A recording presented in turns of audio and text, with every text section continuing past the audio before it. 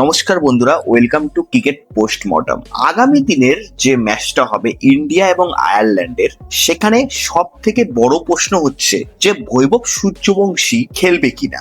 কারণ দেখো, সঞ্জু স্যামসন এবং ঈশান কিষান দুজনেই কিন্তু আগামী দিন ভালো খেলতে পারেনি। এর ফলে এদের দুজনকে বাদ দিয়ে কিন্তু, বা সঞ্জু স্যামসনকে বাদ দিয়ে কিন্তু বৈভব সূর্যবংশীকে খেলাতে পারে, এটা চান্স প্রবল রয়েছে। এবং বৈভব সূর্যবংশী যদি আগামী দিনের ম্যাচে খেলে যায়, তাহলে কিন্তু অবশ্যই সে সব থেকে সর্বকনিষ্ঠ ব্যাটসম্যান হবে যে এত কম বয়সে ইন্ডিয়া দলে সুযোগ পেল। সচিন তেন্ডুলকারও এই বয়সে পায়নি, ঠিক আছে? সচিন তেন্ডুলকার মনে হয় 16 বছরে পেয়েছে। এবার ব্যাপারটা হচ্ছে যে ক্রিকেটের যে আসল যে ক্রিকেটের যে ক্যাপ্টেন শ্রেয়াস আয়ার এবং যে গৌতম গম্ভীর, সেই গৌতম গম্ভীর এবং শ্রেয়াস আয়ারের চিন্তাধারা কি, মানে তারা কি চায়, বৈভব সূর্যবংশীকে তারা কখন খেলাবে। অ্যাকচুয়ালি বৈভব সূর্যবংশীকে আর কতটা প্রমাণ করতে হবে যে সে বেস্ট ব্যাটসম্যান, তার বয়স থেকে তাই কিন্তু জাজ করা উচিত না। তাকে সে প্রমাণ অলরেডি দেখিয়ে দিয়েছে, সে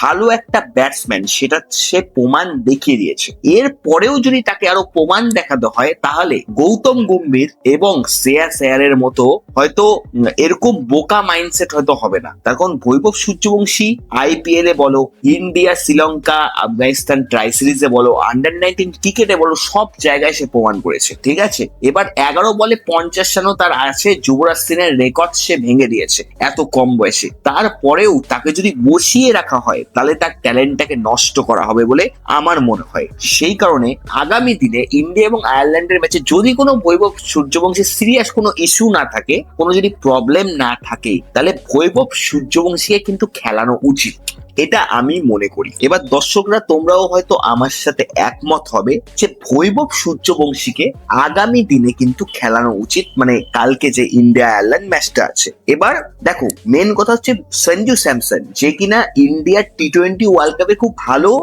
ব্যাট করেছিল ফাইনাল ম্যাচে, ঠিক আছে? কিন্তু সঞ্জু স্যামসনের জায়গায় সঞ্জু স্যামসন কিন্তু বর্তমানে ফর্মে নেই এবং সে সিএসকে এর সাথেও বেশ কয়েকটা ম্যাচে ফ্লপ খেয়েছে।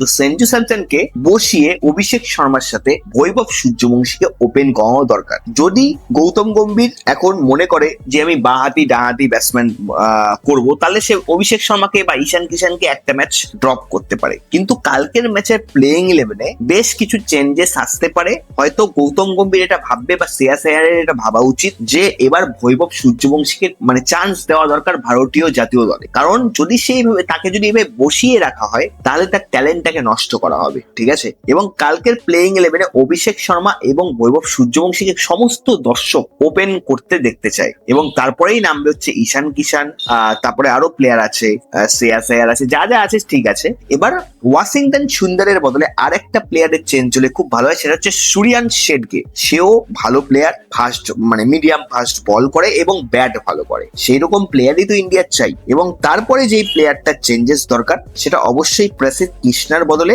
প্রিন্স যাদব।